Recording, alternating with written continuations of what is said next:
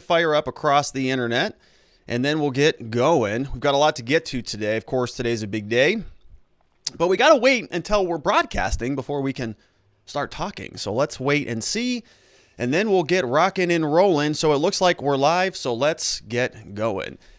Hello, my friends, and welcome back to yet another episode of Watching the Watchers Live. My name is Robert Gruler. I am a criminal defense attorney here at the R&R Law Group in the always beautiful and sunny Scottsdale, Arizona, where my team and I, over the course of many years, have represented thousands of good people facing criminal charges. And throughout our time in practice, we have seen a lot of problems with our justice system. I'm talking about misconduct involving the police. We have prosecutors behaving poorly. We have judges not particularly interested in a little thing called justice. And it all starts with the politicians, the people at the top, the ones who write the rules and pass the laws that they expect you and I to follow, but sometimes have a little bit of difficulty doing so themselves. And so that's why we started this show called Watching the Watchers, so that together with your help, we can shine that big, beautiful spotlight of accountability and transparency back down upon our very system with the hope of encouraging some meaningful change. We're very grateful that you are here and with us today. Of course, the big day, the big news for the entirety of, the next 30 days, maybe more than that, is going to be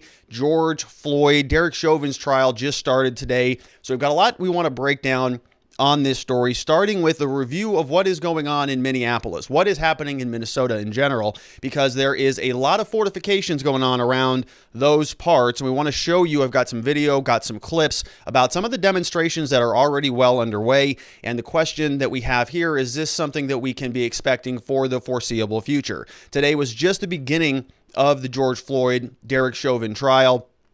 And there's a lot of stuff that we can even break down just from today. We're going to talk about what's going on with the Court of Appeals. There's some issues right now, a lot of issues actually, that are spinning around between this lower level district court and the upper level Court of Appeals in Minnesota, because they're duking it out over this third-degree murder charge. Basically, both sides, the government and the defense, are all appealing it. And so we want to break down what is going on there today. They were supposed to start jury selection, and that also didn't happen today. So they spent a lot of the time today talking about what are called motions in limine. We're going to break down exactly what those are and what they looked like today. Very interesting stuff, actually. We're talking about sequestration, about what can certain witnesses do when they're not in the courtroom. We're also going to talk about names. What can they call different people here? Can they call George Floyd a victim? Can they call him a decedent? What do they call him? Because it matters. And they had an argument about that today. Also, some arguments over about hearsay rules, discovery rules, some of the basic stuff that is not that interesting. But there was a couple clips here that we're going to get to from the proceedings today that were interesting, because the judge got a little bit testy. The prosecutor came forward and asked him about whether a witness can testify in a certain manner, and the judge said, "Whoa, not in this courtroom." And I want to show you what that clip looks like. And then the defense, the people who are representing Derek Chauvin, who of course is the officer who knelt on George Floyd's neck for 8 minutes, over 8 minutes, almost 9 minutes, resulting in his death.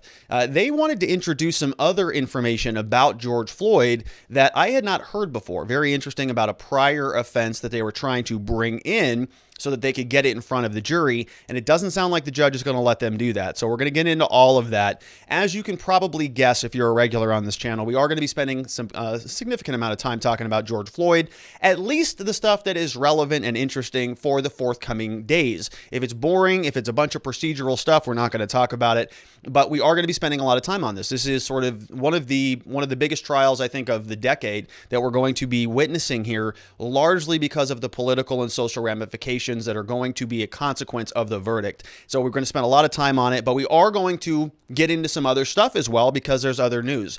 There was a new executive order that Joe Biden signed into law late last night, Sunday. I believe it was late last night. It was yesterday, whenever it was, and Sunday. And so it addresses some voting rights, which I thought were basically perfect. I thought our voting system was perfect, but apparently there's going to, we need a little bit of fixing here and there. But he passed a new executive order. Some of it does actually impact prisons, and so I want to show you what that looks like. And then lastly, you may have seen this story over the weekend. There is a state senator from Kentucky who said wants to criminalize insulting cops, passing a bill that will put you in jail for 3 months if you insult an officer. So we've got a lot to get into today. If you want a copy of the slides that I'm about to go through, because there are a lot of them, and there are a lot of clips and some stuff that you may not see elsewhere in the media, feel free to go over to locals.com/watchingthewatchers. New platform that we're on. I actually spoke with the co-founder today. They've got some pretty awesome stuff that they are building up over there. Live streaming is coming soon. Some other stuff I'm not even sure if I can talk about, but they have said that they're dumping a lot into that platform, and we're excited to be a part of it. So go on over there and sign up over at locals.com/watchingthewatchers. And we're going to take questions from there as well. So if you have a question at the end of each one of these segments, feel free to dump those questions in there. We're also going to be on Clubhouse after the show, answering questions live for people who are on Clubhouse. So if you want to join in on that, the link is in the description below. For those of you who are listening in on Clubhouse, we'll get to your questions when we're done on YouTube. When we're done recording here, we have a little backstage conversation we can take that can happen on there. All right, so let's get into it. The big news of the day, the big news of the foreseeable future is the Derek Chauvin trial. George Floyd was killed as a result of Derek Chauvin being there. But the question is, did Derek Chauvin cause his death? Was he a substantial contributing factor to his death? Or was George Floyd going to die anyways? And the big question is, did Derek Chauvin murder George Floyd? And that's what they're going to be trying to get to the bottom of over the coming days and weeks and potentially even months. Today, it was scheduled to start. We were supposed to start with what's called voir dire, which is jury selection, and that didn't happen. There are some pending cases, some pending issues that are being dealt with the Court of Appeals out in Minnesota, and they've got some work to do. So today was sort of ironing out some of the rules. We got through what are called some motions in limine, which are rules or motions that are set out to establish what the rules are for the forthcoming trial. And so we've got several of those that I want to break down. Sounds like some boring stuff, motions in limine and procedural type of motions, but there are some interesting things that we can glean out of this. And so before we get into any of that, I just want to show you what the current status is. What's the context? What does it look like in Minneapolis right now? And this morning and over the weekend, we saw that peaceful protesters were assembling. This article comes over from the Star Tribune. It says, peaceful protesters march in Minneapolis as Derek Chauvin trial and George Floyd's death slowed by the legal wrangling, which is kind of a fun way to put it. But yeah, it is legal wrangling going on over there. A few hundred protesters gathered peacefully outside the Hennepin County Government Center as court convened on Monday morning for the murder trial of former police officer Derek Chauvin, chanting, "No more killer cops," and quote, "Ain't no power like the power of the people." The marchers were unified in support of a conviction in the death of George Floyd, who took his last conscious breath under the knee of Derek Chauvin in May. And so it's been we're almost coming up on a full year, about looks like 10 months now since most of this happened. And of course, we saw a lot of the summer unrest unfold. And the George Floyd death really was kind of the first domino in a series of other shootings and killings and deaths that we have covered here on this channel and that we've just seen out throughout society, unfortunately, all too often. And so today we're hopefully beginning the process of finding some closure here, though I'm not sure anybody is going to be happy with it. Let's take a look around Minneapolis. We see this sign says "Justice for George Floyd, trial in 2 days." And so it's sort of posted up on a formal business sign. You see Black Joy posted up on a flag underneath there. Major barricades, big steel walls with Black Lives Matter signs on it. We've also got some roses. Looks like that they were inserted in between the barricades. We've got Hennepin County Government Center, which has really tall barricades. I mean, these things must be close to, 20 feet, 16, 18 feet. Very tall, very large bases, not going to be pushed over easily, going to be difficult to scale. We see barbed wire also being surrounding most of the facilities in conjunction with these concrete sort of traffic barricades with chain link fencing ripped on top of it. Lots of armed, well, actually, we don't see any arms here. We see police officers, 1, 2, 3, 4, 5, 6. We see a couple National Guard troops, looks like 1, 2 over there, along with some other National Guard type of vehicles and tents. We see a number of other National Guard, or at least people in fatigues, here with firearms posted up around as well. Nighttime, we've got a lot of lighting. We see Justice for George Floyd. We've got some protesters posted up over by the U.S. Bank Plaza. Not a lot of people there. Looks like just a handful of them. But then we see here a big, long memorial, big, huge picture of George Floyd sort of painted out there, or that might be a printed tarp kind of laid out. We've got some graffiti here and there. We've got some posted flowers, a lot of support. Somebody here holding a sign that says "Justice for George Floyd." We've got some people posting on Twitter. Looks like here they're unrolling a big scroll that has a lot of names on it. The day before Derek Chauvin, somebody posted this on Twitter, the day before Derek Chauvin goes on trial in the Minneapolis for the murder of George Floyd, 1,000 march from the government center and down Hennepin Avenue with a scroll that has 470 names of people killed by the Minneapolis police. 470 names, all killed by Minneapolis police. We can see a lot of these are sort of, relatively recent, at least down here in the bottom of this scroll. We have Dominic Koch, 27, died February 21st, 2021. Brian Andreen, 47, January 8th, 2021. And so, I don't know what this looks like. A lot of people. 470 names. That's a lot, and they were all killed by Minneapolis police. I'd have some questions about the surrounding of each one of those, but it's a powerful statement nonetheless. Look how long this thing goes. It goes all the way down, and now you can see the crowd is filling up. We see some signs that say "Defund White Supremacy, Justice for George." We've got another Justice for George. And so a lot of individuals sort of filling up the crowd. You can see this image here, 5th Street, and something or other. Looks like there's a light rail trail that goes through here as well. And they're marching down the street. We can see here, not a huge showing, but it does look like, the crowd is sort of burgeoning as time goes on. We see a casket here that has a bunch of roses on top of it with a group of gentlemen carrying it down the street. A lot of face masks and a lot of "I can't breathe" masks with BLM and Black Lives Matter signs all over the place. Another one, "I can't breathe."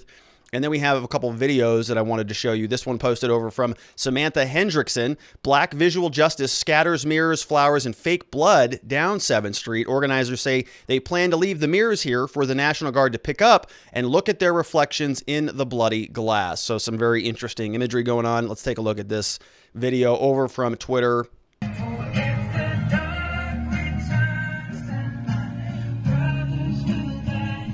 So you can see a bunch of fake blood on the street, bunch of roses. You see some mirrors that are sort of laying there on the ground. Roses and blood scattered all over the street. Now, they're not blocking the full street. It's just sort of one lane of the street is covered with the blood and the fake mirrors. Here's another video. They followed me. When Justin was killed, there was no Black Lives Matter. There was no movement because it was swept under the rug. And that's how it's been for the rest of our families. For Hardell Sherrill, Kobe Heisler, All right. And then here is another one. We are going to get into the actual legal context here in a minute, but I just wanted to spend a little time showing you what is going on there right now. So this is right outside the Minneapolis courthouse.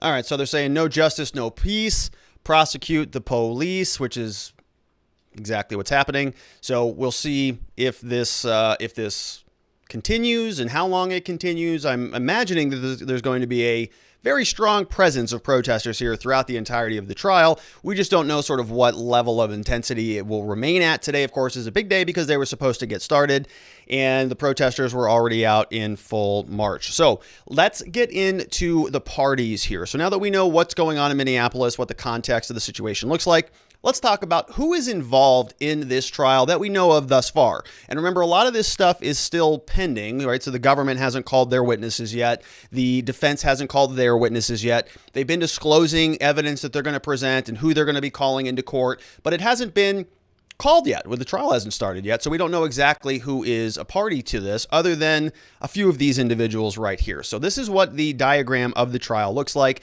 We have Judge Peter Cahill up at the top. Going to show you about him. We're going to detail a little bit about him and who he is and what he's all about. Very experienced judge, somebody who is, I think, going to be an interesting judge. I'm actually excited to see how he handles this based on what I've seen thus far. We also have Prosecutor Matthew Frank. Saw a lot of him in court today. He is the Assistant Attorney General. We're going to learn more about him. Of course, he is representing the government, the victim in this case, and this judge does allow the word victim to be used, so we'll go ahead and use that, is George Floyd. George Floyd, of course, was killed by Derek Chauvin, who you see over here at the defense table. Derek Chauvin today was in court, was masked up, wearing a little navy blue suit over there, and he was actually writing some stuff down on a notepad. He was joined by his attorney, Eric Nelson. This guy has been practicing I think since 2001. He's a defense lawyer locally there. And so we're going to learn more about these people. Now, little courtroom diagram here. You can see the jury panels over here. The defense typically sits on the bench or on the table that is opposite of the jury. And typically you want your defendant to sort of stay away from the jury. Now you can talk to other defense lawyers on how they want to situate their client. They may want to sort of do a flip-flop where they'll put their clients over on this side and the defense is over on this side. I think that's a bad strategy. Typically you want the defense sort of the furthest away from the jury that you can, so they don't really see, any facial micro expressions that could be problematic. And so this is how I have it laid out. I don't know if it is actually this way in court, but you'll have a jury panel. And so as we go through jury selection, the more that we know about the jury, we'll sort of fill this up. So we'll put some people in here. We're not going to know their identities, of course, but we may have an indication about maybe demographics or age or any of those other things. If we glean that, we'll start to fill this up. And we're also going to fill up, as this trial progresses, anybody else who seems to be like their major players in the trial. And so this is who we're working with right now. We've got a pretty interesting lineup, and it will be fun to see how they perform in the upcoming days. A little bit more about Judge Peter Cahill. Hennepin County Judge Peter Cahill was assigned to the case. Former Republican Governor Tim Pawlenty, you remember him from a while back, appointed him back in 2007. Voters have elected him twice. Former law partner Mike Kolick called his background diverse, said they met at law clerk back in the 80s. He's certainly qualified to be a judge based on all the experience he has, says his law partner. He has been a public defender, and he's also been a criminal defense attorney, which those are my people, public defenders and criminal. I was never a public defender, but the criminal defense attorneys and public defenders who are criminal defense attorneys, my people. So what does this mean for Derek Chauvin in this case? Well, nothing really. I mean, the judge is somebody who has some experience being a defense attorney. In my experience, that doesn't always necessarily equate as to a benefit for that defendant, largely because sometimes these judges, and I'm not making any, this is broad strokes generalizations. I haven't seen any indication of this from Judge Peter Cahill, but generally speaking, sometimes defendants will say, oh, good, he used to be a criminal defense attorney. He'll empathize with me. He'll understand my plight. Sometimes that works, sometimes not. Sometimes the judge, because they have been a criminal defense attorney, they have to overcompensate.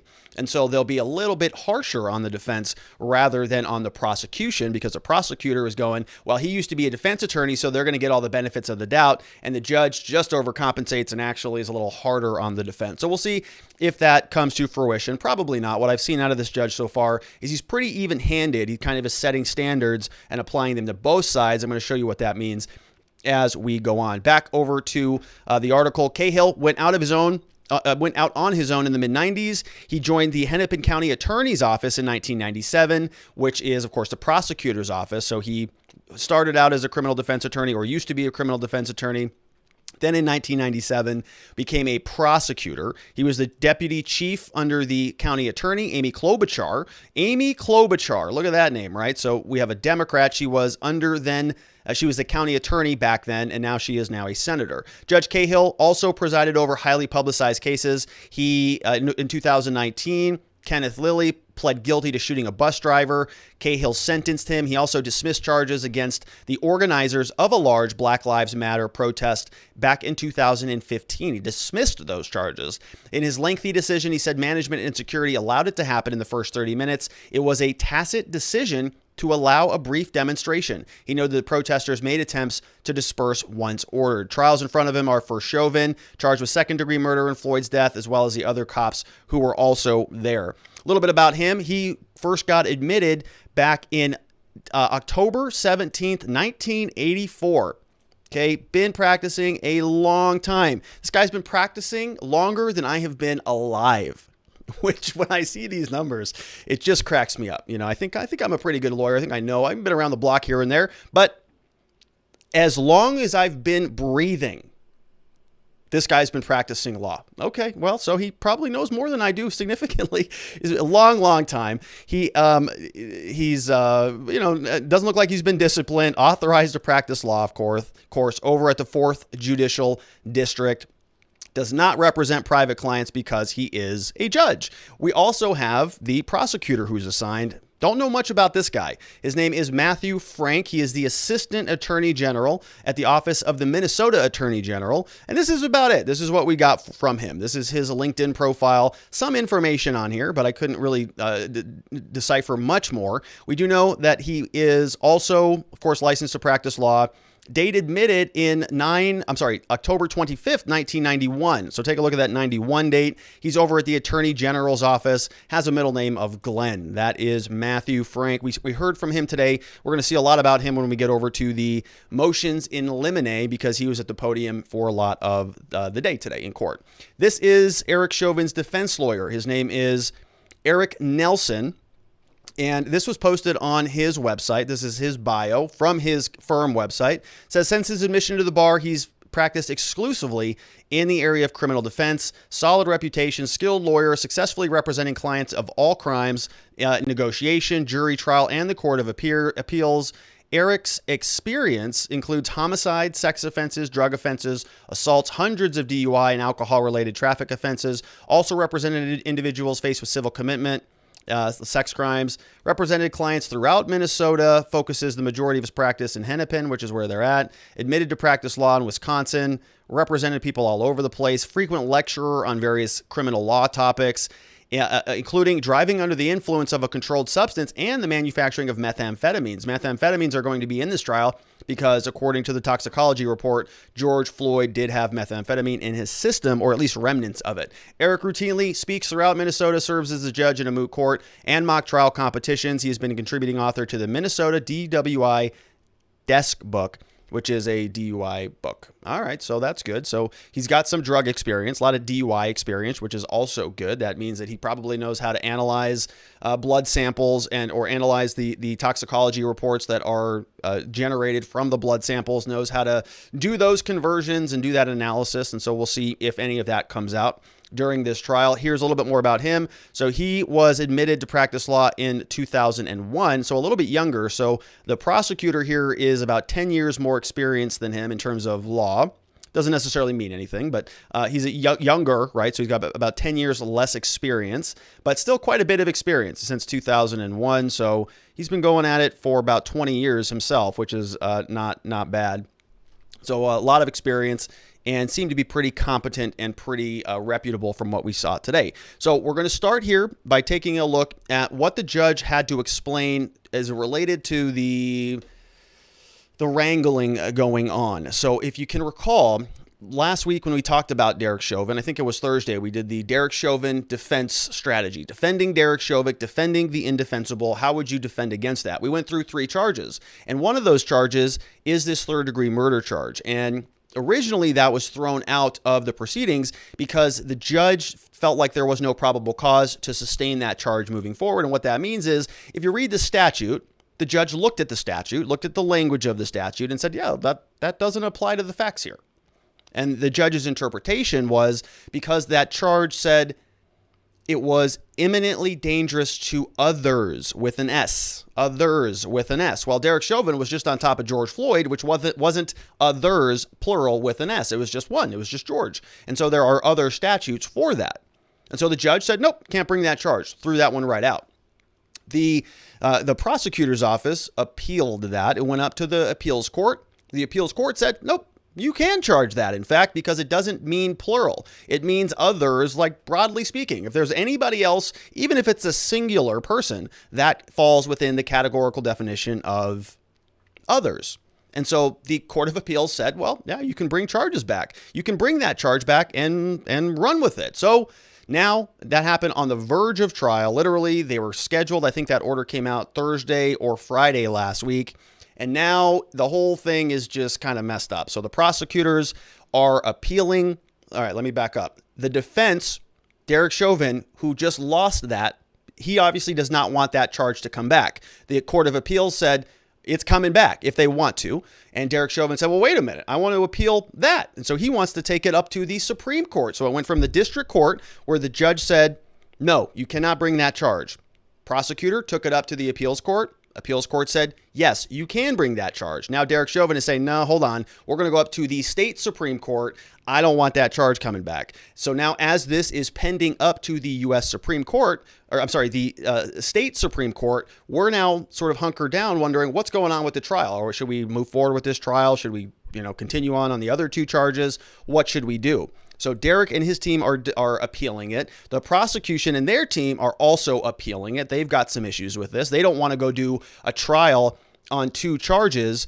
And what happens with the third charge? What happens if Derek, in other words, if they go forward on the two charges and Derek Chauvin is acquitted, well, now they can, what are they going to have? Are they going to appeal that and say we should have proceeded on all three charges? They just don't know what to do, and they don't want to have to do the trial again. So they're trying to situate how all of these things interplay. They're waiting on the Court of Appeals to give them some guidance. They're waiting on the Supreme Court. The whole thing's a mess. But the judge is basically saying, well, they're going to sort it out. I don't care. We're moving forward with the trial. Judge Cahill is like, well, until we hear differently, we're moving forward. So I think this clip is him explaining a little bit of that earlier today. Let's see if this is the right clip.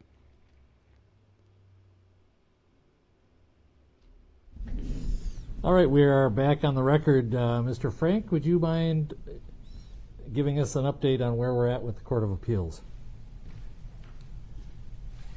Yes, Your Honor, thank you. We have filed with the Court of Appeals a motion to stay the trial pending resolution of jurisdiction with the Court of Appeals. And in the appeal, I believe it was just accepted moments ago. We've also reached out and made contact with the Court of Appeals, as we had discussed possibly doing. Left voicemails, just making sure they're aware it's coming, and have not heard back yet from that either. So it is filed. All right.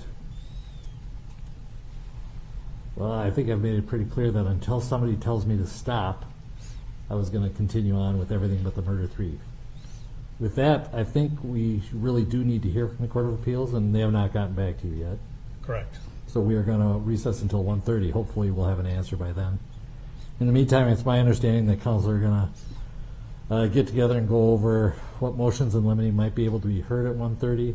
We have sent all the jurors home, so we're not going to have any jury selection today, but see if there's anything, if we can go through motions in limine at 1:30. Number one. And number two, that you're also going to talk about possible stipulations for certain jurors to be excused for cause based on their questionnaire. So continue to talk about that, and we'll see you at 1:30. Very good. Thank you. All right. Thank you all. See you at 1:30. All right, so that was the first sort of substantive thing that we heard today. They had released the jurors, and what the parties were going to do is come back and negotiate over these things called motions in limine, and we were waiting on the Court of Appeals to give us some guidance on this. I've got an article here just to flesh out this appellate issue. It says Derek Chauvin's defense attorney said that he intends to ask the state Supreme Court to overturn a Court of Appeals ruling on Friday that told the judge, Judge Cahill, to reinstate the third-degree murder charge against the cop. Nelson said he was ready to begin trial with the charge still pending. He expected the petition to the Supreme Court as soon as Tuesday, which might be tomorrow. Said here, I want to inform the court that we're prepared to try this case, he said. It is not our intent to cause delay. However, I feel I have an ethical obligation to my client to petition up to the Supreme Court. Prosecutor Matthew Frank, he returned and responded, and he said, yeah, the proceedings are best to be delayed. This court will be seating jurors for a trial about which we don't know what the exact charges are going to be yet, the prosecutor said. What we are asking the court to do is to stop the jury selection process at this time, and that was granted. So the judge actually did stop the jury selection process. They're hashing out their motions in limine, but they're still on the verge of trial, and they still don't know what the charges are. It's going to get resolved, I think. I think the Court of Appeals and the Supreme Court are going to expedite the heck out of this stuff so that this can stay on the tracks. Cahill contended that the third-degree murder charge is a narrow issue and questioned whether a jury could continue to be seated before that charge is resolved. Waiting for the Supreme Court to rule, the judge cautioned, could delay the trial by at least 30 days, and they do not want to do that. Because, as we showed you at the start of this segment, there are a lot of preparations for this. Everybody is out there. And remember, as I have said, this concept exists that justice delayed is justice denied. And if you are just allowing cases to go on forever, for all eternity, this is why you have a right to a speedy trial. It's why it's pretty important. It's sort of fundamental in our Constitution. We want to resolve this stuff quickly. We do not want this stuff to just sit out and float around forever. And so this judge is really riding that horse. And even in spite of both the defense and the prosecution both saying this is not the right time, we need to continue this thing out, we need more time to sort of solve these issues, the judge said, well, unless the Court of Appeals or the Supreme Court tells me to stop, we're not stopping. We're moving forward as they should. It says here, in the meantime, prosecutors filed a petition with the State Court of Appeals, so they also want to stop jury selection, which has been done.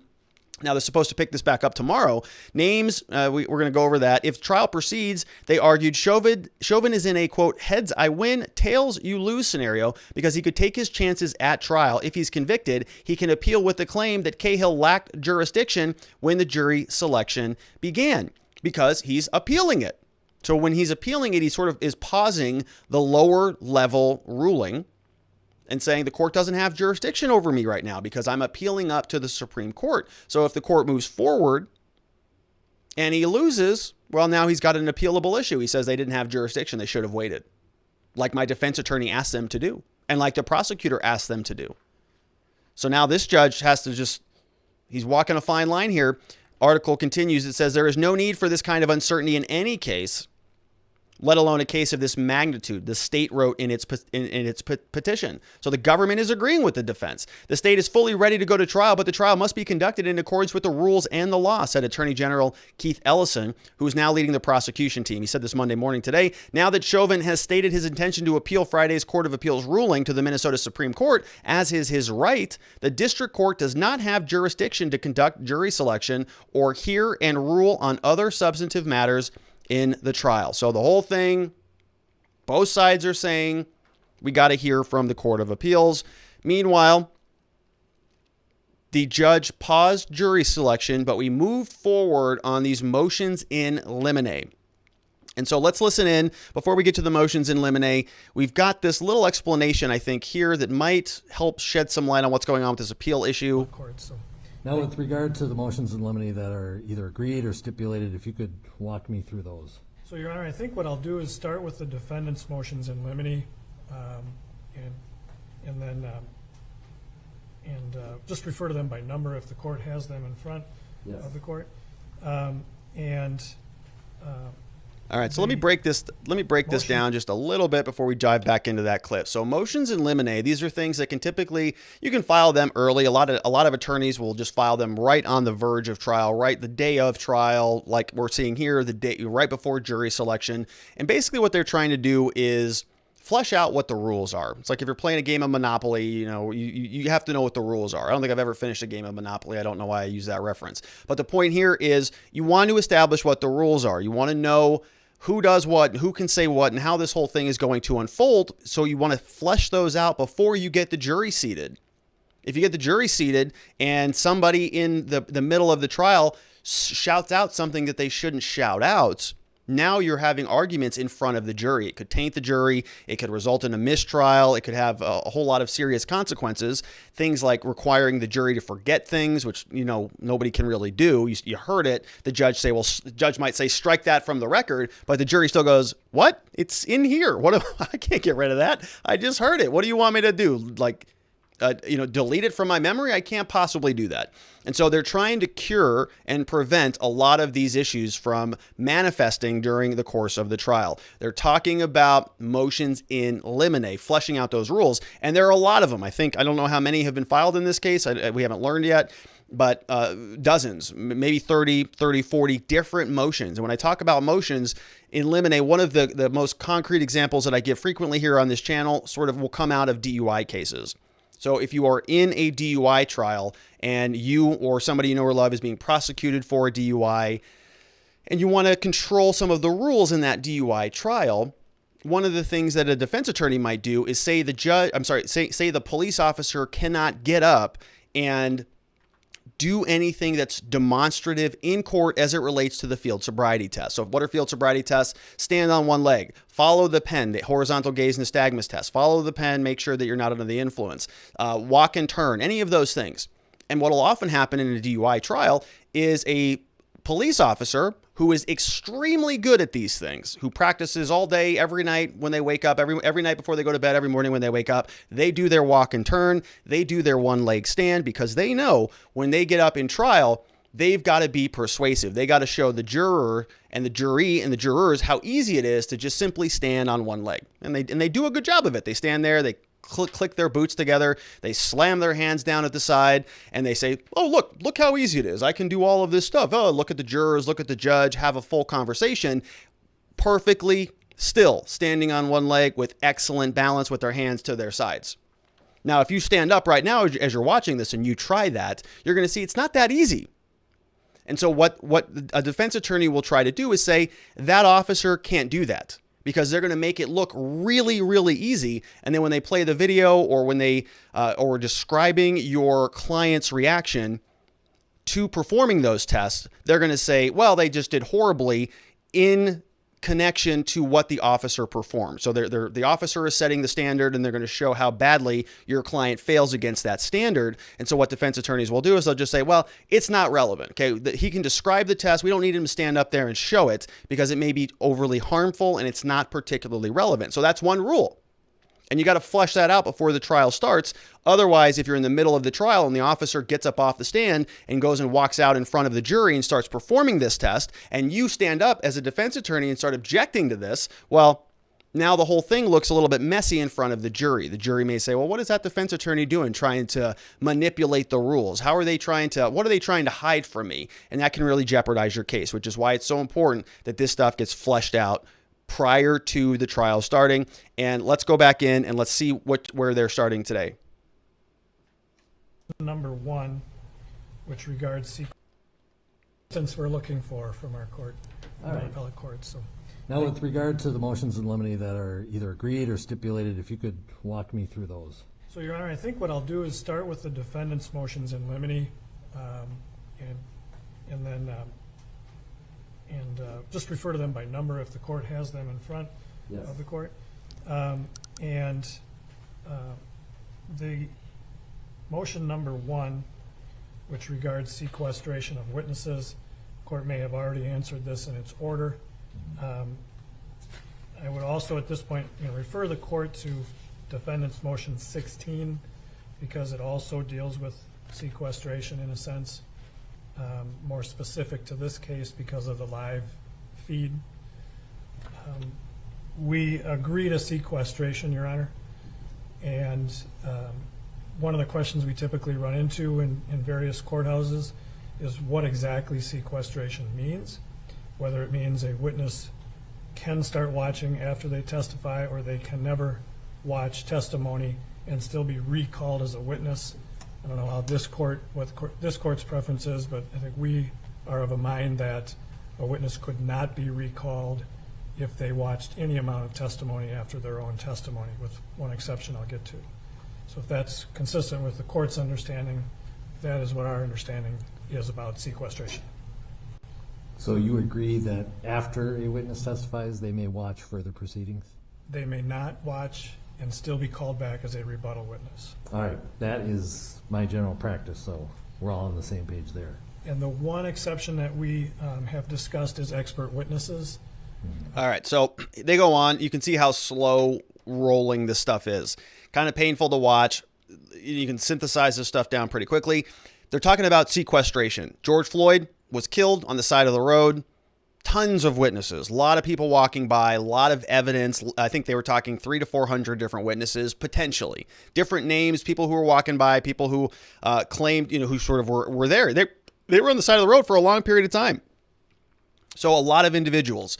Now, the question is, if a witness is called into court and testifies and they are done testifying, what can they do? Can they go back out and watch the live stream? This whole trial is going to be broadcast on YouTube. Can they go watch it? Or can they watch it before they come in and testify? Well, no. The answer is no, they cannot. Why? Sequestration. They don't want them to communicate with one another, and they don't want them to know about the other things that other witnesses testified about. And you see this a lot, right? Well, oftentimes you'll do this even with police officers. You'll say, no, they all got to get out of the room because we're going to call one witness in at a time. You don't want the officers to hear what the other officers are saying so that they can concoct a story. That's from a defense perspective. From a prosecution perspective, they may want the same thing, right? If one defendant's on trial and they've got 5 other witnesses in there who are going to come in and support the defendant and say, no, he wasn't there at that location at that time. He didn't do any of that stuff. Well, you're not going to have them all sitting in court together, listening to each one after the other testify so that the last person who is the witness comes in and just corroborates everything. Yeah, I heard everybody. Everything is right. You want independent recounts. You want independent testimony. And so they just decided here that if a witness is brought into court, then they cannot be a part of the streaming of the trial. They can't know anything about it before or after, except for expert witnesses. Expert witnesses, however, can hear everything because they need to hear what other people are testifying about so that they can rebut their claims. So if the government witness here, who is prosecuting Derek Chauvin, is listening in to Derek Chauvin, the defense, his expert, come in and testify that George Floyd was killed because of fentanyl, for example. Well, he's got to hear that. He's got to hear that testimony, and he's got to hear how the defense is using that so the government witness can come in and rebut that allegation, and they can only do that if they hear it. So sequestration was the first one. The next one that we have here is regarding names. So this is a pretty important detail. What are you supposed to call people? What are you supposed to call George? The government here presumably wants to use language that serves their interests. So George Floyd was killed. He was murdered. He was a victim. He is dead, right? Those are sort of provocative words. We sort of saw an example of this in the Kyle Rittenhouse case, where the judge there in that case is refusing to allow the prosecutor to call the people who were killed as a result of the shooting victims. Judge said, no, they're not victims yet. It hasn't been decided that they are victims yet. Kyle Rittenhouse is still innocent until proven guilty, so you can't call them victims. Prosecutor Binger over there didn't like that, but it's that judge's rule. In this case, judge seems to be pretty okay with allowing the word victim to be used, but they are going to default to names. So rather than being specific about it, names. They're going to use George Floyd's name instead of victim. They're going to use Derek Chauvin's name instead of a police officer, right? Because one carries a little bit more weight to it. If you think about a police officer, you might think, if you're a juror, well, they're pretty respectable people. They've got a lot of credibility. They've got good opinions. They're out there trying to serve the community and all of those things. So if the defense just kept referring to Derek Chauvin as Officer Chauvin, then that's going to create this connection. It's going to create this idea just using that language. And so the government doesn't want that. And the defense doesn't want it either, because if they're allowed to call Derek Chauvin whatever they want, then the prosecutor can call George Floyd whatever they want. They can say, well, he's a victim. He was killed. He was murdered by Derek Chauvin. So they're just fleshing out what this language looks like. And here is another clip from that interaction. All right. Your Honor, motions 2 and 3 are really, I think, kind of decorum motions. I was taught quite a while ago now that we are to use names in the courtroom rather than terms like victim or accused. And so, we don't have any problem with these motions. We would agree to them, and to call people in the courtroom by their last names as much as possible. I would, Your Honor, this is, I think I've shared with this court before my concern about motions of this kind that are, trying to set up appellate issues later potentially. We will instruct our witnesses. We will ask them to abide by these rules, but we have a limited control, of course, over what tends to be very common ways for people to refer to other parties in the criminal justice system. We agree with these motions in theory, and we will do our best to have witnesses abide by them, and would ask that, that if there are circumstances where these terms are used, that a contemporaneous objection or that it be brought to the court's notice contemporaneously so we can deal with it at that time. Well, I'll just comment on that, both my practice and what I think it is most appropriate, because I think it's most respectful to refer to people by their names. So, for example, not victim or deceased, but as George Floyd, for example. I think it is much more respectful to call people that way. However, I also don't want to micromanage the language used by counsel if there is a reasonable basis in the record to say so. So I actually do allow the state to say victim. I do allow the defense to say something other than that to describe, for example, in this case, Mr. Floyd. I do allow the state to use the term defendant, and Mr. Nelson, I'm sure, will use Mr. Chauvin. So I agree. I think it is respectful, and I'm glad you agreed to this, because I think it is more appropriate. But at the same time, I don't think it creates an appeal issue, because I don't put those restrictions on the speech of the various lawyers. So with that, next. All right. So very interesting here. The judge is basically saying, yeah, ordinarily I would allow a little bit more leeway in my courtroom about what names you can use. Prosecutor, if you want to use victim, you're free to do that.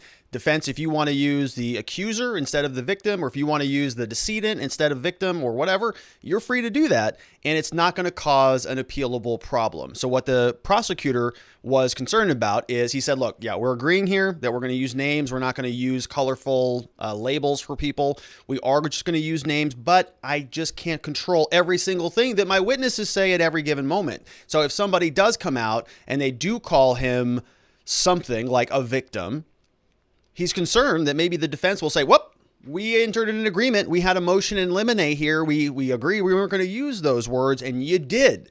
Therefore, mistrial, appeal, we're going to take this thing up to the next level.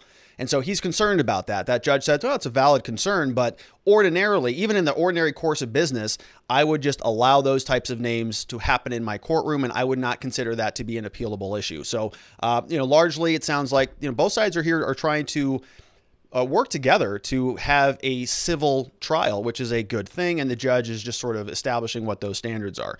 The next motion in limine, before we get there, I wanted to show you this clip. We see here Derek Chauvin in court, and this is his defense attorney, Mr. Nelson, and they're sort of communicating here. Nothing really to glean out of this clip, but I just wanted to show you this different angle so you could see Derek Chauvin sitting there and what he looks like. I think in this little clip, he starts to write something down, right? Who knows what it was, but here he is.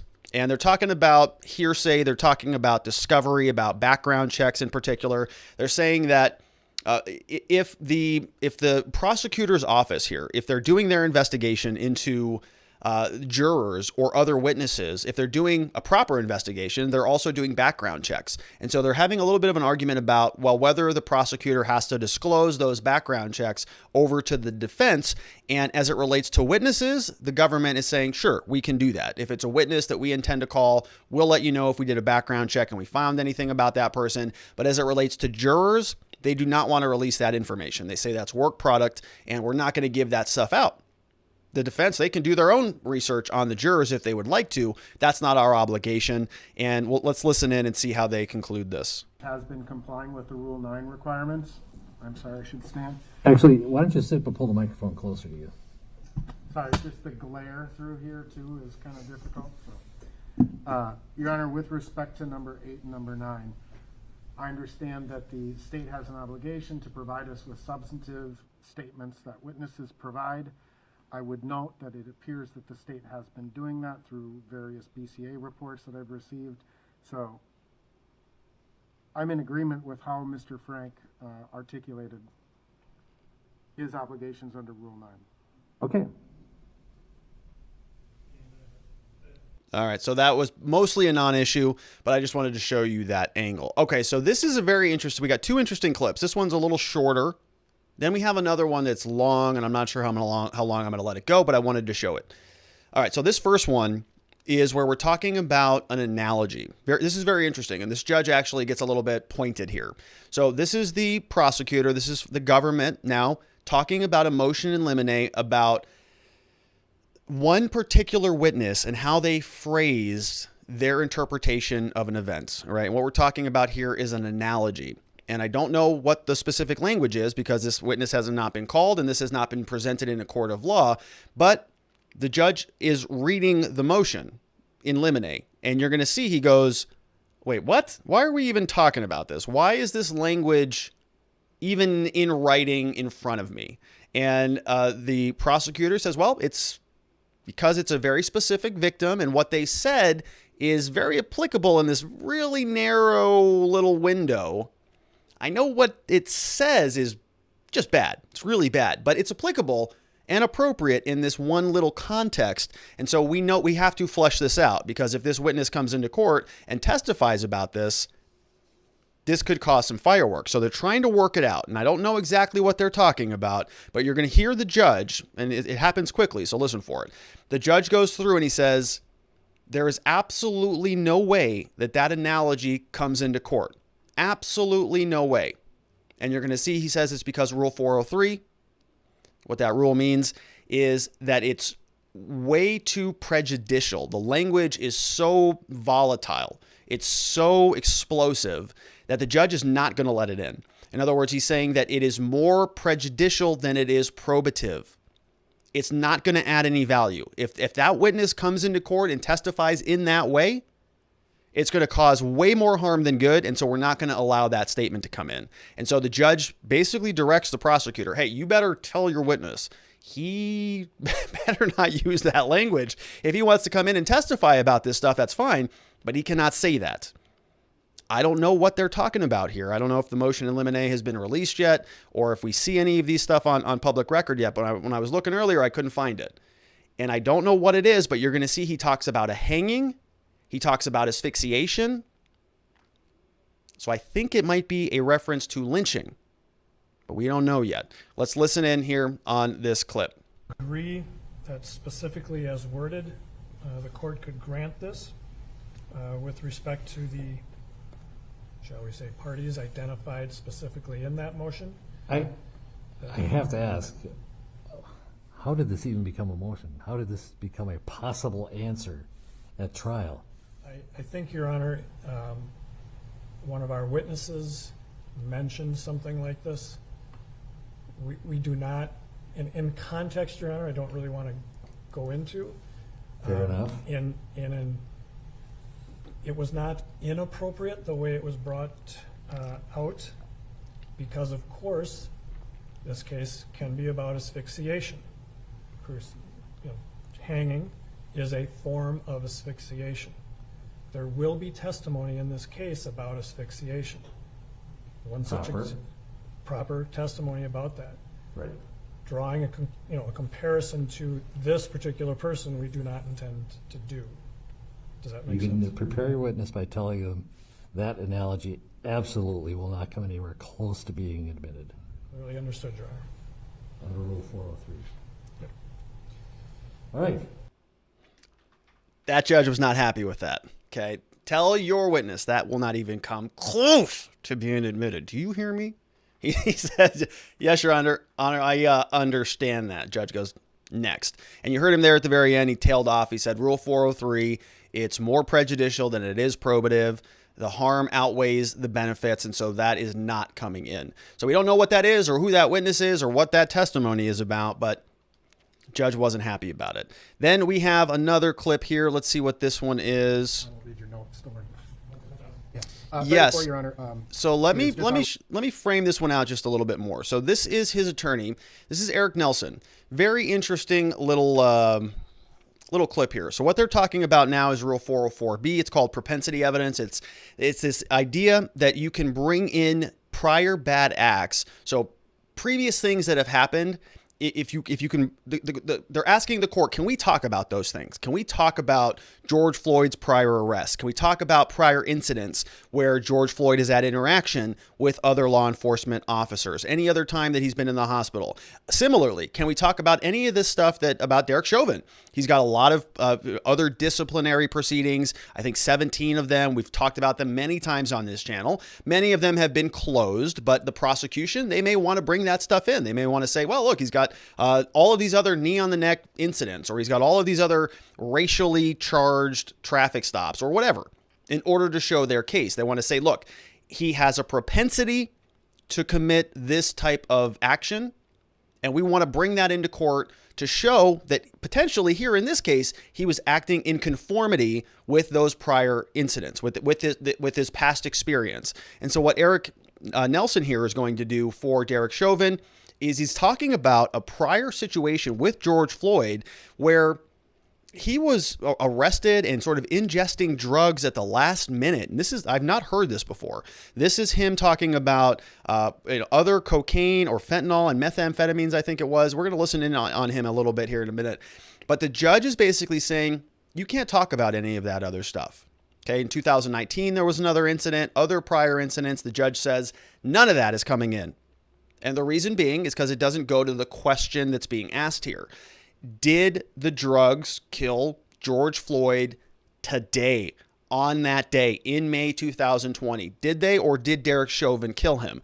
And what you're going to see here is this defense attorney is trying to show you that George Floyd, his prior bad acts, his prior usage of drugs, his prior interaction with law enforcement, he's trying to say that's relevant. It's totally relevant because in this case, we could show that this is his same modus operandi. This is just how he is. He just consumes a bunch of drugs and anytime he has an interaction with law enforcement, and that's what resulted in him dying.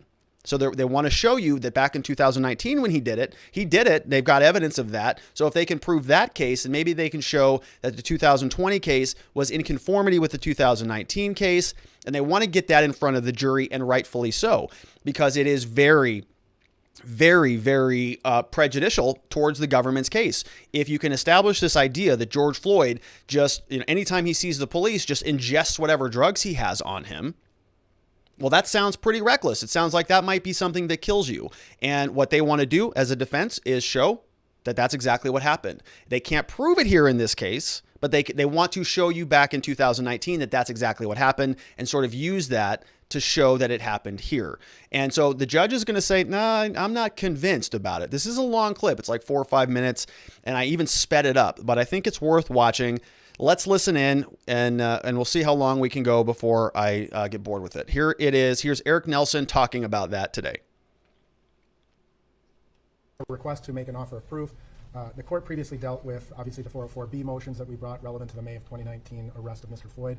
May 2019. The court, in its order, it issued sort of a summary order and had indicated that a memorandum would be filed by the court stating the reasons why certain 404Bs were admitted and others were rejected.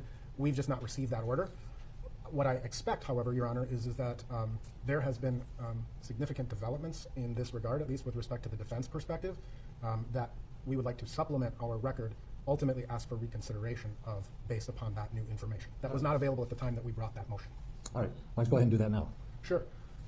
All right, so real quickly, he's saying previously, we submitted a motion asking that we could talk about that prior bad act, which was back in 2019. I think it might have even been in May. He said, we submitted it. Court said, well, on some of this stuff, some of it comes in, some of it goes out. Some of this prior bad act, some of these prior incidents that you want to talk about, we're going to let some of them in, we're going to let some of them out. So this attorney says, well, I didn't get the memo. I don't know why you kept some of them out or whatever, but it doesn't matter. We have new evidence on the one that you denied. We wanted to talk about that May 2019 case. Remember, George Floyd died May 2020. We want to talk about this prior case. You denied it, but now I'm asking for a renewal. And I want to provide proof to the court to show you why we need a reversal of your prior motion. So the judge already said, no, that's not coming in. He says, yeah, but we have new evidence. And then this is where it picks up. Judge says, okay, well, just bring it up. What do you got? What do you got for us? And here that is. So, Your Honor, and again, I'm simply, I am speculating as to the court's rationale as to why the previous arrest of Mr. Floyd was denied. However, my speculation is that the court considered our statement of facts to be somewhat speculative as to whether or not Mr. Floyd had drugs in his mouth at the time of his arrest. Since the court issued its order, the defense discovered and went and inspected Squad 320 of the Minneapolis Police Department. In reviewing photographs of Squad 320, there appeared to be white substances throughout the back seat of the squad car. So myself and some of the other defendants' attorneys and our investigators went to inspect Squad 320. It was very apparent that what was...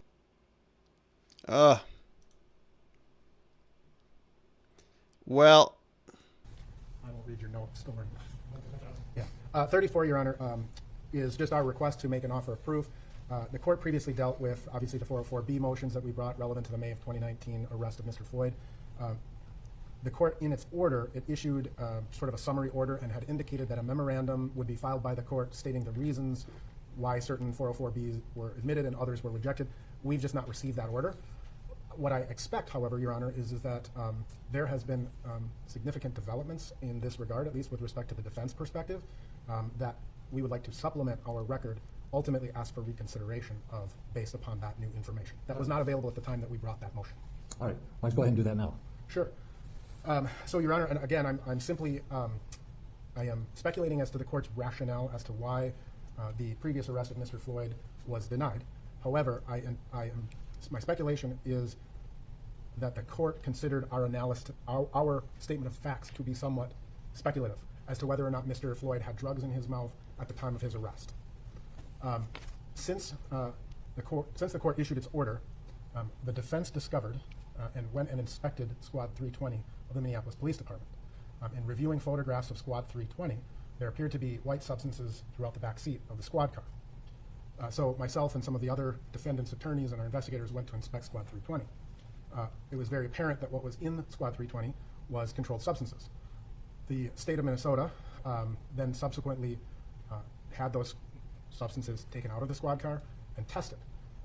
They are, in fact, methamphetamine and fentanyl, and they contain the DNA of George Floyd. So they are partially chewed up pills. In addition, Your Honor, the additional evidence that was discovered, the state executed a second search warrant on the Mercedes-Benz that was being driven by Mr. Floyd, and located in the center console of the Mercedes-Benz were 2 pills that were identical to the 2 pills that, or appeared to be identical to the pills that were in Squad 320. Those pills were analyzed, and those pills also contained methamphetamine and fentanyl. So ultimately, if we look at this particular incident, in what the state argued was speculative, that our screenshots that we had submitted to the court in connection with that 404B, was it gum, was it something else, was it drugs? I think the question has been answered, that we now know for a fact that there were drugs that were in the car. We know that there were drugs in the squad car that contained Mr. Floyd's DNA, and that those drugs in both of those cars were identical to the drugs that were in Mr. Floyd's system at the time of autopsy. So in that regard, Your Honor, if we liken it and we go back to what happened in May of 2019, when Mr. Floyd was pulled over with a large amount of drugs in his mouth, he was taken into a squad car. He was then ultimately hospitalized, where he had to be physically restrained by hospital staff. And so it would be our intention to provide the court with all of those additional records, just simply as a supplemental offer of proof in that regard. And you can make that offer of proof by filing those, but the question I have for you, and this is so you don't have to speculate as the court's ruling, what 404B exception does all this go to? What does it establish that is an element of the crime here? Well, it establishes a modus operandi, essentially, of Mr. Floyd, and that when Mr. Floyd is apprehended, or at least in one prior incident, when he was arrested by the Minneapolis Police Department, he did the exact same thing that he did here. And when we get into the question of his cause of death, is he actively ingesting narcotics that would potentially cause his death? Well, it doesn't really go to that, though. And I'm asking this, you know the file better. It could have been. I don't think the state's contesting the fact that fentanyl and methamphetamine were found in Mr. Floyd's blood after his death. Is that correct, Mr. Frank? And the amounts, I think, are what Dr. Baker is going to talk about. Why does it matter that he took it in response to police action, that is the police coming up to his car, versus maybe 15 minutes before or an hour before? Sure. The bottom line is, they're drugs, they're in his system, unless you're claiming, or the state's claiming that someone involuntarily intoxicated him by essentially forcing drugs on it. I don't see how it establishes. Because, Your Honor, and perhaps this is the missing component, because ultimately what is being said a lot about this particular case is that the Minneapolis police overreacted to a $20 counterfeit bill. But what people in our line of work, whether it be the court, the defense, police, the state, we understand that these are fluid situations that often evolve. Maybe an initial very minor report, but when the police go to intervene and suddenly you learn that there are drugs in the car or guns in the car, I'm not suggesting there were guns in the car here, because there weren't. I'm using this as a general example. Or there are warrants for someone's arrest. These are evolving situations that call into question the amount of force that police are authorized to use.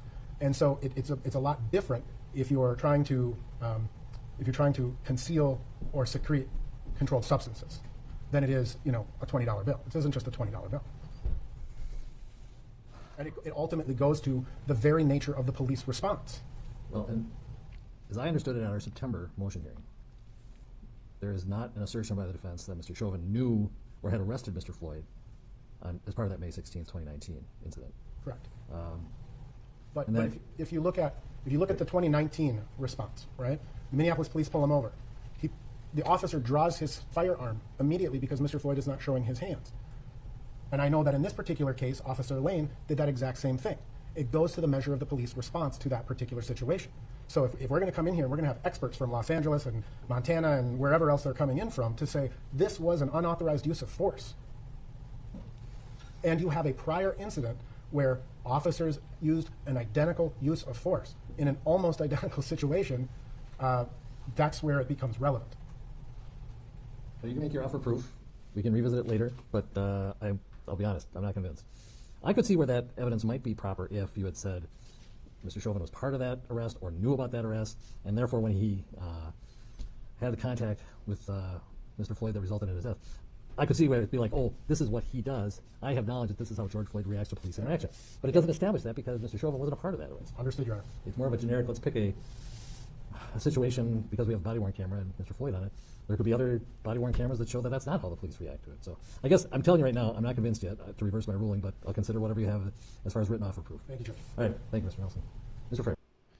So this goes on. The prosecutor comes back out and he says, well, I have some facts that I would like to dispute about that. I don't think that the defense attorney's synopsis was fairly articulated about what he claimed had happened previously. And the judge ultimately says, well, look, this is why I'm kind of holding the standard here. I'm saying that we're not allowing any of these prior bad acts in regardless. We're not letting it in for George Floyd. We're not letting it in for Derek Chauvin. Prosecutor, you can't talk about Chauvin's prior history. Defense, you can't talk about Floyd's prior history. And the judge is just kind of setting that standard. But that's kind of, I think that's important and it's relevant, but the bigger takeaway here is what I think we can glean from this defense attorney and what his perspective is on some of the evidence that he's going to present. I mean, if there really is evidence that in the police cruiser there is fentanyl and methamphetamines that were chewed up by George Floyd and they're sort of spread around the back of the vehicle because they have his DNA. If that is something that is going to be admissible, that is a really, really troublesome fact for the prosecution. And I think what this defense attorney was trying to do, but he was a little bit inarticulate on it, was to show that George Floyd, by his prior act in 2019, what this defense attorney was trying to do is say, look, anytime there's a police response, George Floyd just consumes whatever drugs are in front of him. And that's a different situation than if George Floyd was using drugs recreationally and he was just fine and he was sort of apprehended in the middle of a very stable, steady high that somebody might have if they're using drugs recreationally. That's a whole different scenario than if somebody is cramming mega doses of drugs down their throat because the police are right around the corner. And the jury's going to have some questions about that. So here it sounds like the judge is saying, well, the first part of this evidence can come into court. You can talk about the sort of the white powder that was scattered around the back of the police car. That is okay, but you just can't talk about that 2019 case because it's just not relevant. Because Derek Chauvin wasn't a part of that 2019 case, and it just doesn't establish anything. Whether George ingested a bunch of drugs here at that date and time, is pertinent to his cause of death on this date and time, but what happened back in 2019 is just not relevant. I'm not so sure that I agree with that. I think that actually that defense attorney is right. If this were a situation where George Floyd was following the same method, the same methodology that he did back in 2019, where apparently he was hospitalized at some point for the same type of problem, I think that is very relevant, and I think the jury would want to hear that. But of course, the prosecutor does not want that to be heard. But very, very interesting evidence. If the defense is going to be presenting that, that's not good for the prosecution. All right, let's jump into some questions over from locals.com/watchingthewatchers. First question comes in from It's Ed. It says, "Hey Rob, hi Miss Faith. Well, I agree that we need justice reform. I think we also need some form of cultural reform. How different would things have ended if George Floyd didn't resist? I'm not justifying what the officer did, but if we continue to promote the idea that we shouldn't follow instructions given to us by an officer, then we are doomed to see these events occur more often. At least if Floyd didn't resist, no one could say there was any justification for that level of physical interaction from the officer." Part 2. Well, it's Ed, I appreciate that, and I understand what your argument is, and I don't want to be too overly aggressive in my response, and I'm not intending to do that at all. I just think that what we saw in George Floyd's case, and George Floyd may not be exactly what you're talking about. This is just something that is the current news. But I think the response to your statement would be that there was a period in time in which George Floyd was no longer a threat at all, right? He was on handcuffs. He had 4 officers on his back. The knee was on the neck for, 8 minutes and 46 seconds. At some point, he passed out, and the continual use of force is just no longer necessary. And I think that's what people are mostly upset about. I think that most of the country would excuse a little bit of physicality from the officers trying to subdue somebody. George Floyd's a big guy. I think he's 6'4", right? Big guy. And so I think at some point, people would excuse the physicality of that.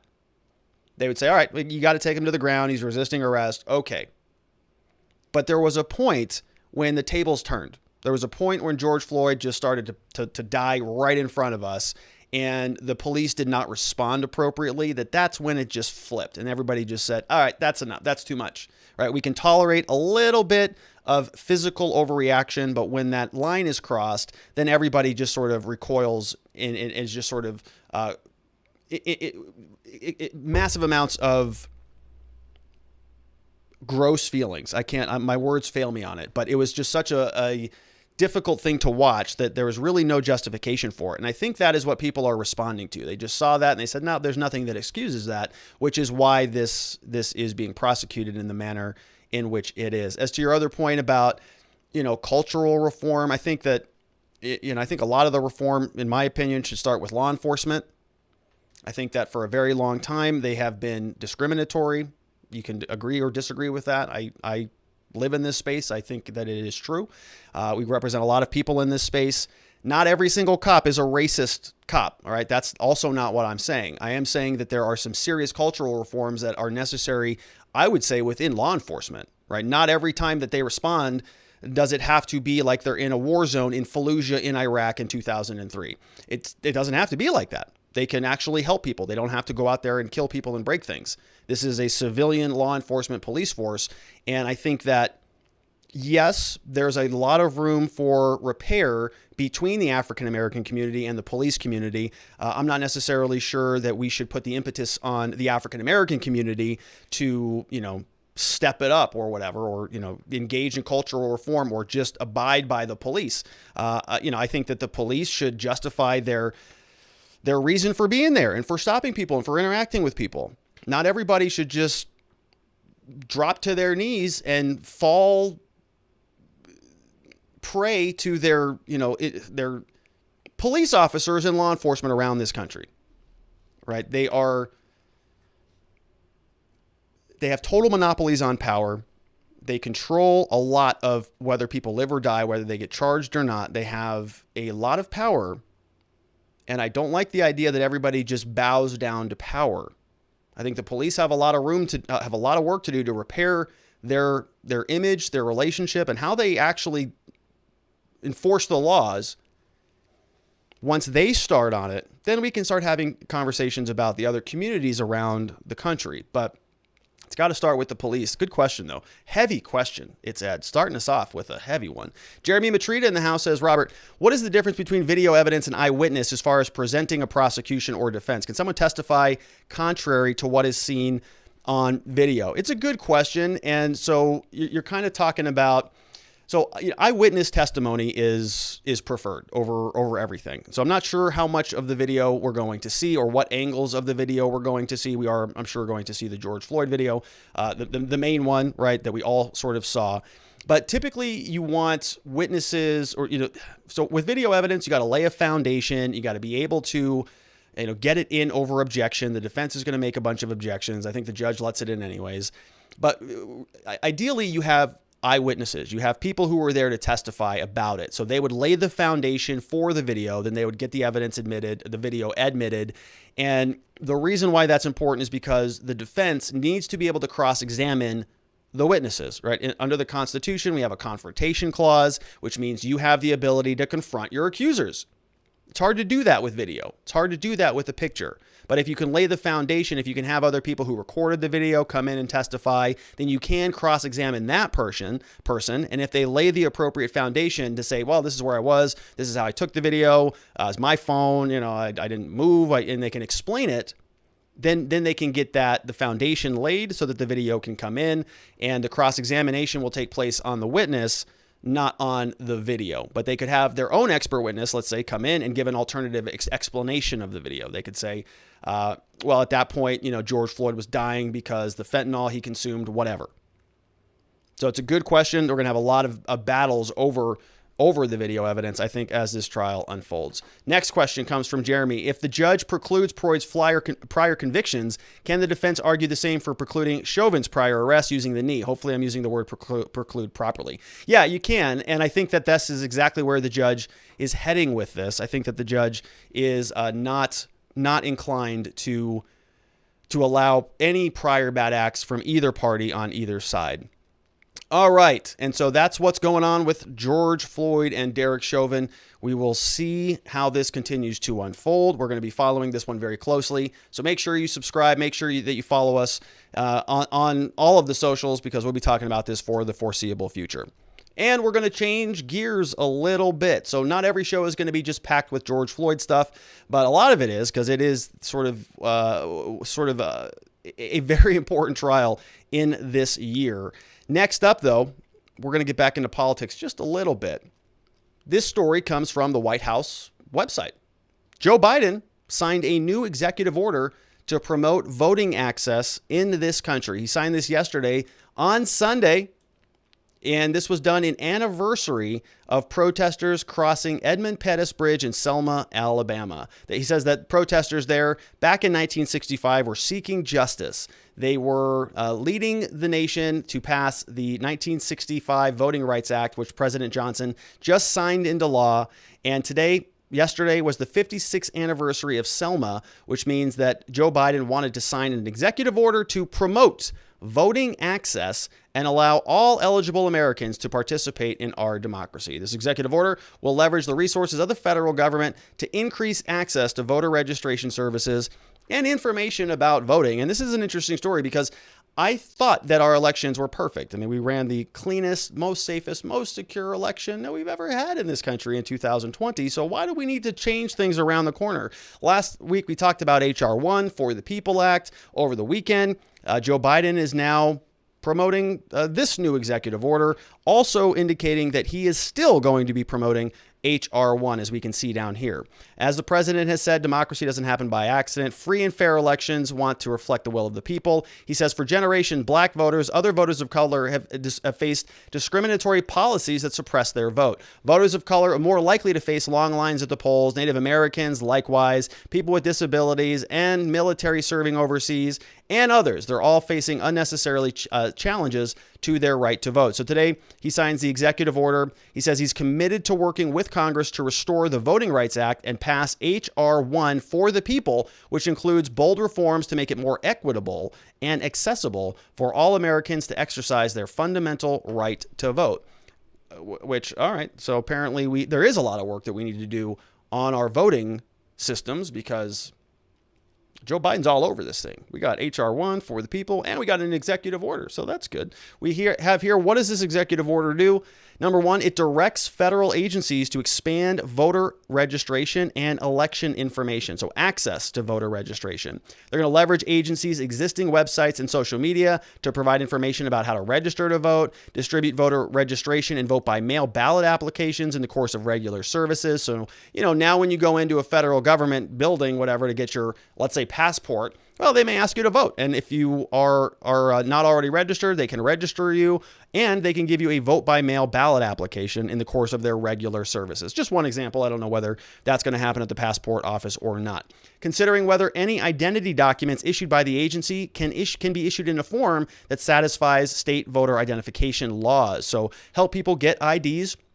The federal chief information officer will modernize federal websites, make sure everybody can do it and get voted and get registered to vote, even if they have limited English proficiency. They're going to direct federal agencies to assist states under the National Voter Registration Act. You can see here under today's action, each head of the federal agency will evaluate where and how federal agencies provide services that engage with the public to the greatest extent possible. They're going to be improving and modernizing vote.gov. So it's going to direct the General Services Administration. We heard about them during the transition. They're going to submit to the president a domestic policy to modernize and improve the interface of the website. They're also going to increase federal employees' access to voting. So they're going to say that the head of federal agencies will allow leave for federal employees to vote, and they're going to ask that the federal government serve as a model to other employers. So it sounds like they want to show that the federal government is letting people off to go vote. If you're a good company, you'll do the same too. So let your employees go and vote. They're also going to analyze barriers for people with disabilities. So go through and see what is causing people difficulties in their voting, whether it's access to voting registration, voter technology, voting by mail, polling locations, worker training, and so on. Increase voting access for active duty military and other overseas voters. So they're going to direct the Secretary of Defense. Didn't Joe Biden just forget his name today? Who that was, with 200 days to establish procedures to annually offer each member of the armed services some additional resources to vote. This is the one that I really wanted to focus on. Lastly, we have Native American voting rights within steering groups. So the Secretary of Veteran Affairs and their designees, best practices in consultation with tribal nations and so on. But this one's interesting because this one over here is about people who are still in prison, which is interesting because you don't get to vote if you're in prison. So they say that this new executive order will provide voting access and education to citizens in federal custody. Well, that's weird. If you get convicted and you're in federal custody, that presumes that you're in prison, which means you've probably been convicted of something fairly serious, which means if you're convicted of a felony, you lose your right to vote. So what are they talking about? If you're in a federal prison and you don't have the right to vote, then why are they spending money on voting access and providing education to people who can't vote? All right, let's take a look. It says here, the order will direct the Attorney General to establish procedures to provide educational materials related to voter registration and voting. And here it is, to the extent practicable. Okay, to the extent practicable. Well, it's not very practicable because nobody can vote. It says here to facilitate voter registration for all eligible individuals in the custody of the Federal Bureau of Prisons. So, this is interesting because if you are in custody, if you're in a federal prison, that means you were convicted of a felony and you lose your right to vote for that. So now I'll be very curious to see if people who are still in federal prisons apply to restore their civil rights while they're in custody, because that's really the only way you can get to vote. You'd have to restore that right to vote. So are the courts going to be granting that? Now, traditionally, the way that this works is once you get out of custody, let's say you go to prison 5 years, serve your time, come back out, you restore your rights. So you can go vote again, go apply for, we actually help people with that very regularly. If you need some services on that, we can help. But that's after you're out of custody. You've already served your time. You've completed your probation. You've done your parole. You've paid your dues. You don't have any more restitution. So now you get to restore your rights. But what if you're in custody? Well, we'll see what they do. It directs the Attorney General to coordinate with probation and pretrial services to develop similar procedures for eligible individuals under its supervision. Executive order also tells the Attorney General to establish procedures to ensure that U.S. Marshals include language in jail contracts to provide eligible individuals with educational materials related to voter registration and facilitate voting by mail. To the extent practicable and appropriate, directs the AG to make steps to support formerly incarcerated individuals in obtaining a means of identification that satisfies voter ID laws. All right.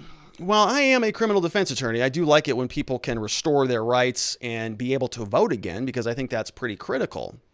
But this is interesting because they're still in custody and they haven't the right to vote, and they want to help them vote by mail. All right. Well, it seems pretty interesting. We got some questions on this one, looks like. Hey, Rob, we got another one from Norovirus. Says, do you know which time after death, how many minutes was testing done on concentrations of fentanyl and other drugs in Floyd's death?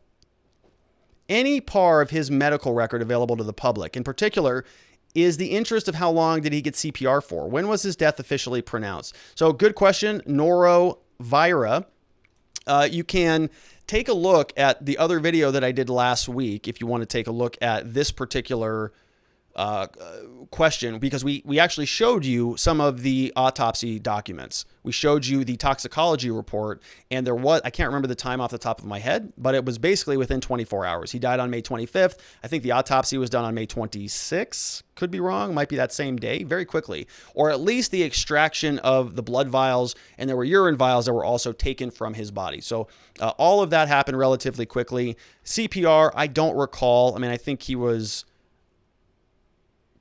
pretty much dead at the scene, but I don't recall watching that. I'm sure all of that's going to get fleshed out in the trial, but it's a good question. We have John M16 says, I was reading the admittance clause. Can DC become a state despite not receiving confirmation from the Maryland state legislature?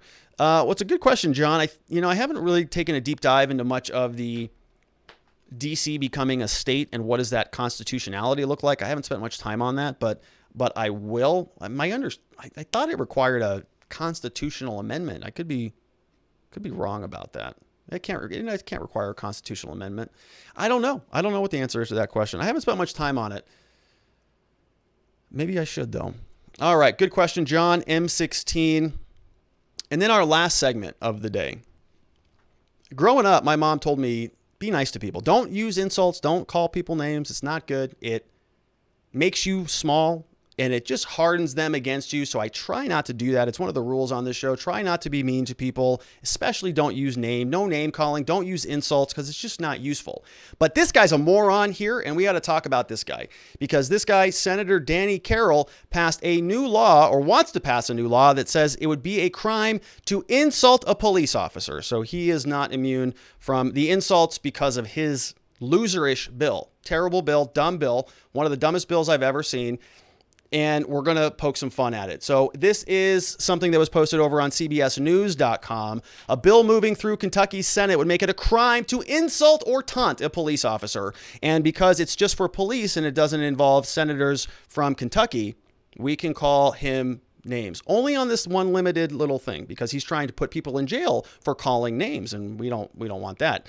So here is the rest of this article. Supporters say the bill targets those who unlawfully, quote, cross the line, but opponents call it a blatant attempt to crush protests and a violation of First Amendment rights, which they are exactly right. It is. Senate Bill 211 mandates up to 3 months imprisonment for a person who, quote, accosts, insults, taunts, challenges a law enforcement officer with offensive or derisive words, or, quote, makes gestures or other physical contact that would have a direct tendency to provoke a violent response from the perspective of a reasonable and prudent person. It's just a terrible bill, just in general. Look how that's written. What a joke. A person convicted of this misdemeanor charge could also face a $250 fine and be disqualified from public assistance benefits for 3 months. And I want to show you this.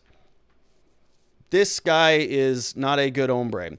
And this is another article, so the name was a little bit wrong on a couple of these articles, so I wanted to clarify this. The guy's name is Danny Carroll He's a Republican from Benton. He's a retired police officer. He's a lead sponsor of the Senate Bill 211. He told the committee that his legislation was a response to riots seen throughout the country. He says, "This is not about lawful protest in any way, shape, or form or fashion. This country was built on lawful protests. It's something that we must maintain our citizens' right to do so. What this deals with are those who cross the line and commit criminal acts." The bill passed the committee by 7-3 vote, faced criticism from Democrats, and the ACLU of Kentucky said this is a dangerous government overreach, limiting protected free speech and protest.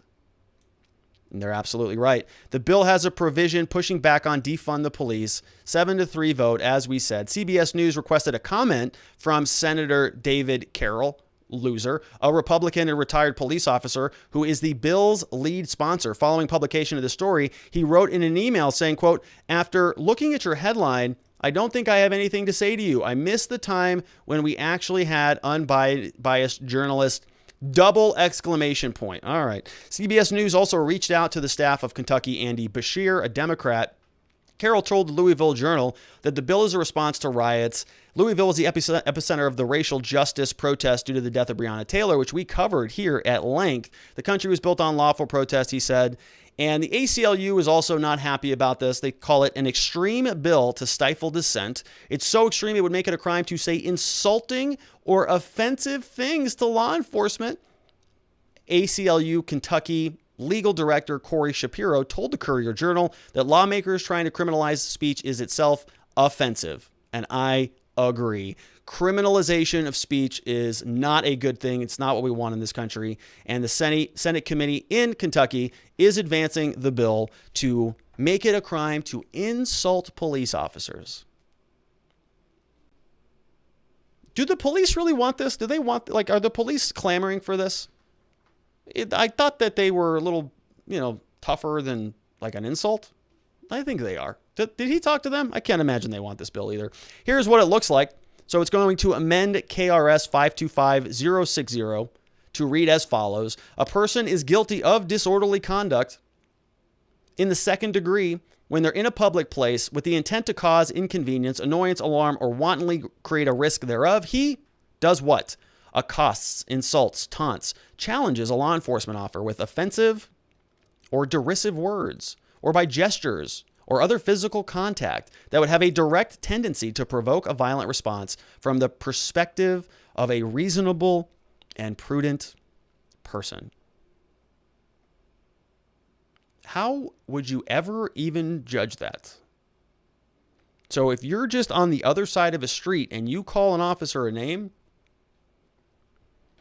is it from the perspective of a reasonable and prudent police officer or a reasonable and prudent person? Because those are a little bit different, right? Police officer has a lot more training than the regular person. We expect police to respond differently than a regular person. But they're saying here that it's from the perspective of a reasonable and prudent person. So shouldn't the standard be higher? So if you call a cop a name, you would expect a cop not to punch you in the face. If you call a guy at a bar a name, if you get punched in the face, you might expect that a little bit. It's different standards. Here they're saying it's a reasonable and prudent person, not a reasonable and prudent police officer. So it's kind of lowering the standards. Doesn't seem like a very nicely written law here. Okay. If the offense is committed during the course of a riot, the minimum term of imprisonment shall be 3 months. 3 months jail. The person shall not be released on probation, parole, conditional discharge, or any other form of release prior to 45 days. 45 days in jail for insulting a cop, according to this guy. A fine of $250 shall be assessed, and any person convicted on this subsection shall be disqualified from receiving public assistance benefits by means of a direct cash payment or EBT for 3 months. You lose your EBT card for 3 months. This guy is something else. And yeah, I mean, he hasn't passed a bill yet saying that you can't insult Kentucky senators, but this guy's a moron. He probably should pass a bill, because this is one of the worst things I've seen come out of anybody who claims to be a government servant. What a joke. Jeremy Matrita says, more people voted in the 2020 election than any other election in history. No one is being restricted from voting. The real reform needs to be the ability to validate the registered voters. Yeah, and I would agree with that, Jeremy. I think that's a good point. However, I'm not sure that either side wants anything to do with that. I just don't think that they care much about that. Right now, it's all about raising money so that everybody can grift off of the fundraising, put a little bit of that towards get out the votes. I think it's all just about money right now. Nobody really wants to solve the problem. Ham-handed says, Did not I see in the initial reading of the bill article that this is only in effect during riots? You did not read that verbally, but I did. I still agree it is a bad idea. So did I read this here? Yeah, so it is with or the risk there. This is the bill here. A person is guilty of disorderly conduct in the second degree, section 1, in a public place with the intent to cause public inconvenience, annoy, violent response, taunts with by the physical would have a direct. Okay. So here the penalty is if the offense is committed during the course of a riot. So I think that this is just in general, to answer your question, ham-handed. I think, and this is what I'm reading here from the bill, KRS 525060 is amended to read as follows: guilty of disorderly conduct, second degree. So this is just generally in a public place. If you're causing inconvenience, annoyance, all right, so that counts. If you do this, accost, insult, taunt, challenge, offensive, provoke a violent response. So all of this is enough to charge somebody with a crime. Under subsection 2, if you do all of this, then you are charged with disorderly conduct. It's a Class B misdemeanor. However, if you do this and it's committed during the course of a riot, then that's when the minimum sentence comes in, 3 months jail, 45 days minimum, and you lose your benefits. But if, let's say, you do it and it's not during the course of a riot, however that is defined, then it's still going to be a Class B misdemeanor. At least that's my reading of the statute. I agree, though, and it is not a good idea either way, whether it's during a riot, whether it's not, right? If you want to call somebody a name, this is America. It's a rude thing to do. It's insulting, but it shouldn't be something that warrants 45 days at minimum in jail until you get released. Chairman of the board says, Rob, the next law will be that so you can't insult a politician, and they'll make it retroactive so they can come and get you. Come and get me, boys. Let's go. We'll take this up to the Supreme Court. That's fine. Chairman of the board, that's fine. These laws are just political posturing. There's no way that any of this stuff is upheld in a court of law. Ma Fox says, I'd like to remind folks that this would be illegal only for officers. You can insult your neighbor all you want, but apparently these police can't take insults like us civilians. They're very delicate. Very delicate. You know, you ask an officer, what's the basis for this traffic stop? Excuse me, sir. What's the basis for this traffic stop? That is fighting words for them. They don't like to question. You don't want to question their authority. Doesn't work out well for you, as we've covered ad nauseum on this channel. Last question of the day. We got Jeremy Matrita in the house. Says, equal justice under the law and want a law making it illegal for politicians to offend their constituents with poorly written bills. There you go, Jeremy. That's a good way to end it. And that is exactly right? You know, this guy, his bill is offensive to me. I find it to be insulting because I believe in the United States Constitution. I believe in the First Amendment, free speech, free expression, free association. And his bill is insulting to that ideal of America. Maybe we should pass our own law. And maybe we should say that politicians who pass stupid bills should be incarcerated for 600 years. How about that? Sounds good to me. Last one of the day says, Liberty or Death says, you are correct. Admitting D.C. as a state would require an amendment to the Constitution. It is specifically carved out, so no state has the seat of the federal government. Okay, yeah, interesting. Yeah, I mean, I think Arizona, well, when did we became a state like in 1912, I think, if I can recall that correctly. And so we were what, 48? Then I think Alaska came in, then Hawaii came in, or was it vice versa? It's been a while, so I'm a little bit rusty on my statehood law. But thank you for Liberty or Death for giving us some clarity. And that's it for the program, my friends. I want to thank everybody who is supporting us over on locals.com/watching the watchers. A lot of awesome people chimed in today. We got chairman of the board who was in the house. Always see Jen McClellan. We got Ma Fox. Always want to thank Ma. Always want to thank Miss Faith Joy. We've got Chris Wiseman who chimes in. Who else is on here? We've got Tawny. We've got Cats59. We have Ainsley, One Drop in the house. Danny Girl. Who else? We've got Jorgen Johnson. We have Carolina Flyin showing us some love over there. Joe Snow in the house. See the Veil. We got KDs. We've got a couple new people signed up over the weekend who joining us over there. Very excited. Thank you for coming on board. We got Norovira. Saw them in the house today. We got Sheila Mo 1. We have Tremendous. And we have Loves to Quilt, who are both in the house, along with Anki Woe. We've got TOS Forever. Carl's joined up, Kimber 2020, and many others. And we're having a great time over on Locals. I will tell you this. I had a call today with one of the co-founders over there. They said, yeah, your community over there is bustling. And so they just increased our capabilities, I think, to the maximum now. So we are going to start posting the clips onto the Locals platform, because they want you to start creating your content or start housing your content over there, because they're going to be doing some cool stuff with it. I mean, other apps and porting this stuff over to TVs and live streaming and all sorts of cool stuff. So I was already excited about Locals. I'm even more excited about it now. I think that they have the right mindset. We talked a lot about some of the underlying philosophical underpinnings of why I moved some stuff over to Locals, and I think we're just in total alignment. So I'm excited about it. And so I would encourage you to go over there. It's locals.com/watchingthewatchers. We're posting good stuff. We got our book over there, my book, Beginning to Winning. It's available as a free PDF download over there. All the slides, Miss Faith is posting those up over there. Copy of the Existence Systems. This is a personal productivity template that you can download and use at your leisure. Available over on locals.com/watchingthewatchers. Share links throughout the day. I posted a comment about Jordan Peterson giving me multiple existential crises throughout the reading of his book. And the real good reason is to join up to meet other great people, amazing people over there.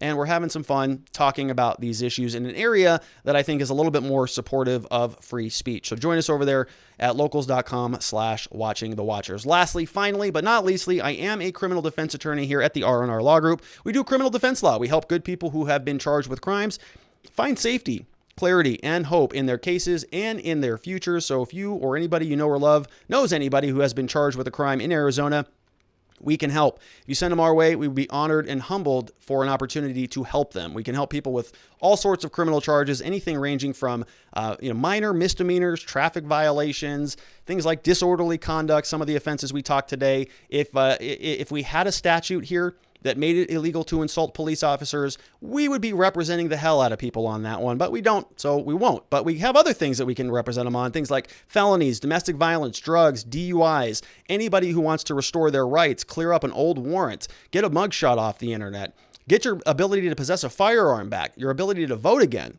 All of those things we can help people with. We're very good at what we do. We have a nice size team here in Scottsdale. We would love the opportunity to help. And that is it from me, everybody. Thank you so much for tuning in. We are going to hop onto Clubhouse right now. So if you're on Clubhouse, I'm going to be with you in about 10 seconds. If you're not on Clubhouse, the link is in the description below. Join us up over there. That's it for me. We're going to be back here, same place, same time tomorrow. So the show starts at 5 p.m. Arizona time, which is Mountain.